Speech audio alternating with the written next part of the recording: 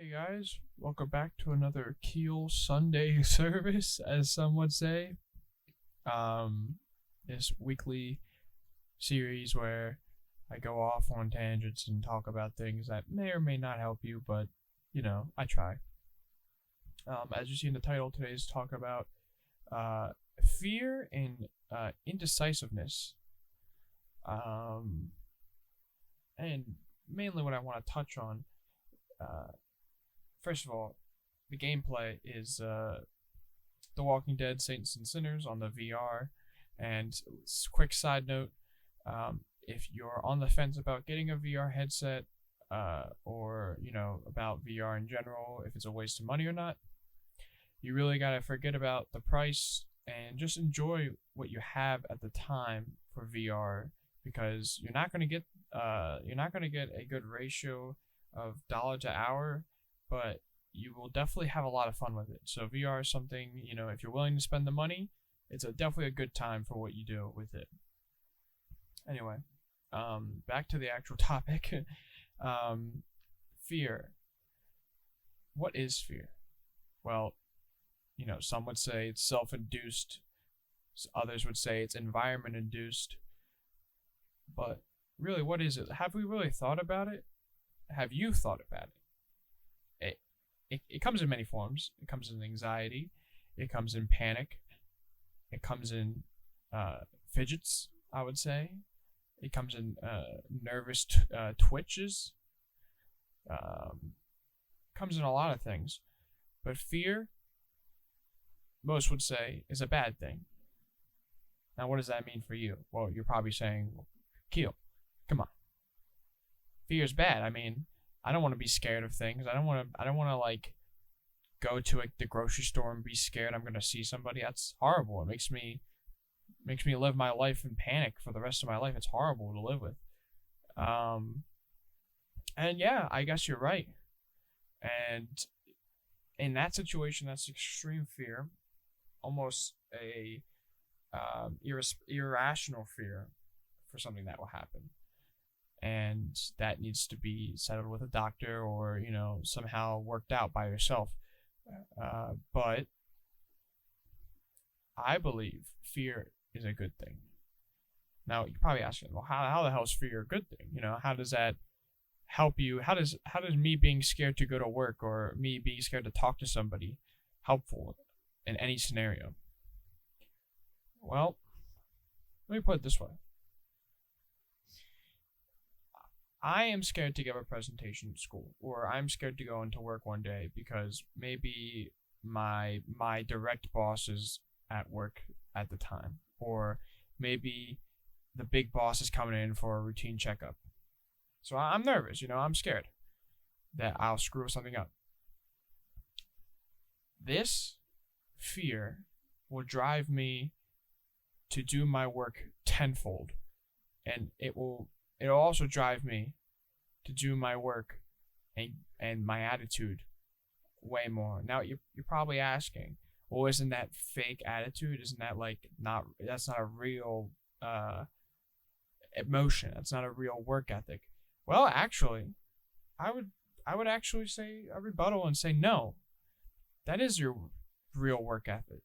That is your real emotions, because that fear has driven you to show your true colors, to really work on what you can do, like work the highest factor that you can, have the highest, emotions that you can. And it makes you, and frankly, I mean, maybe not for everybody, it makes me feel alive. Granted, I'm tired when I come home, and maybe sometimes I'm a little sad.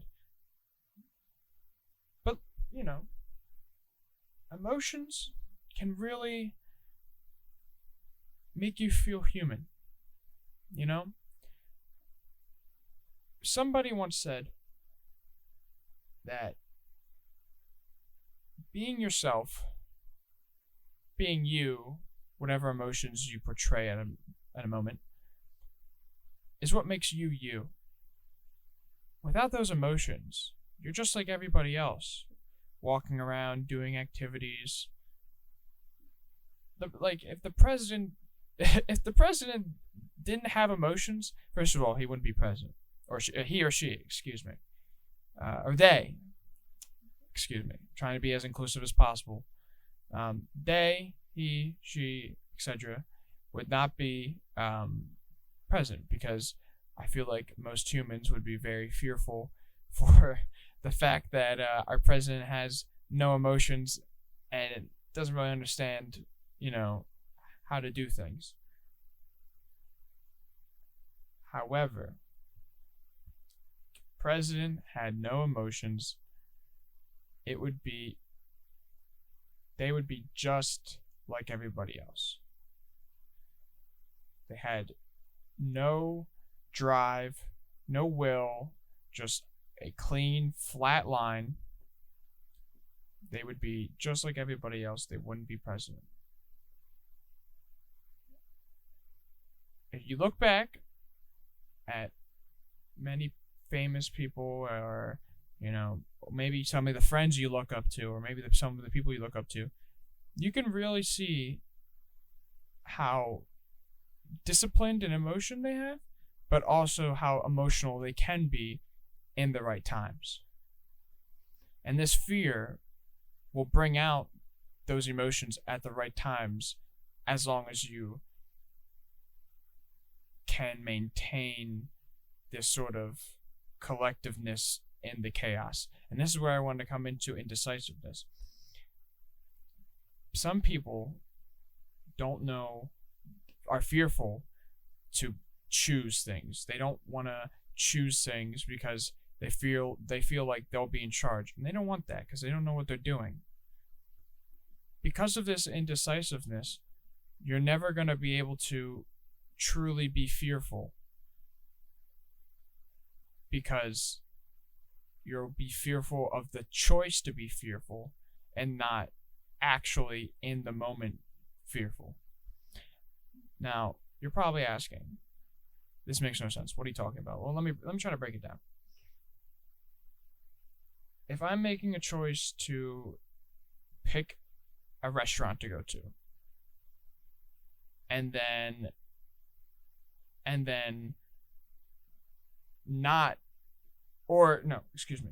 If I make a choice to pick a restaurant or not, I have the choice to make a suggestion that we might go to. If I say, oh, I don't care, I'll go anywhere, I'm opting out of, possibly being ridiculed by going to a bad restaurant. I'm opting out of being fearful.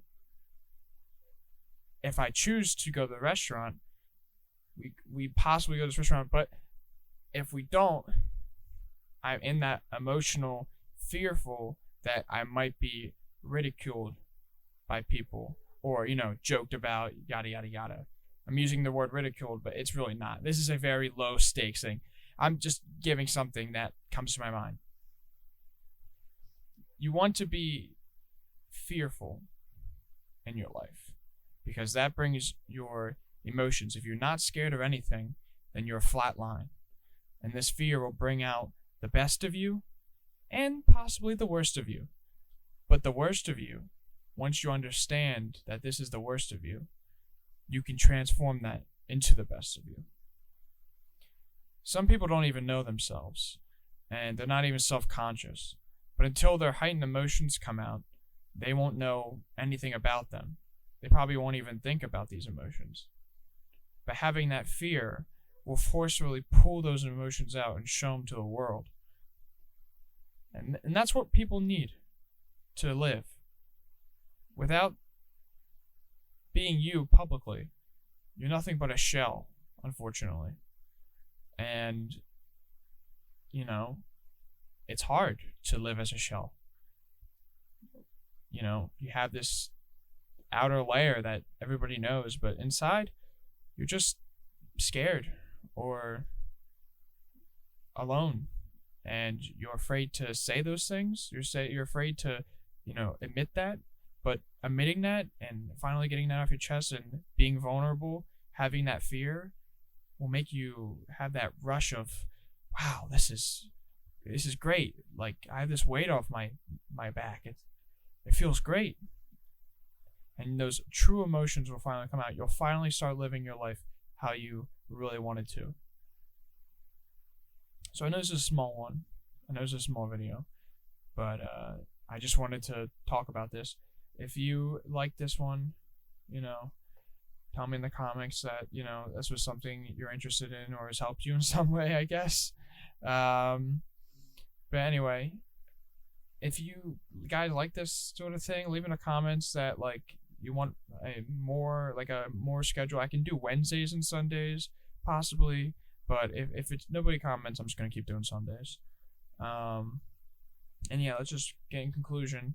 Fear is in the mind. You need to have this fear to truly bring out your true emotions forcefully. There is an irrational fear, which is, panicking, sweating all the time on mundane things that everybody else does. However, and that should be looked at. However, most fear should be used in a way, maintained in a way, held in this mental box that you can use to bring out those true emotions in those times that it's appropriate and useful. So, you're with your friends, you're with your family, you're with yourself, really. This will help you learn more about yourself. It'll help you learn more about the people around you and the opinions of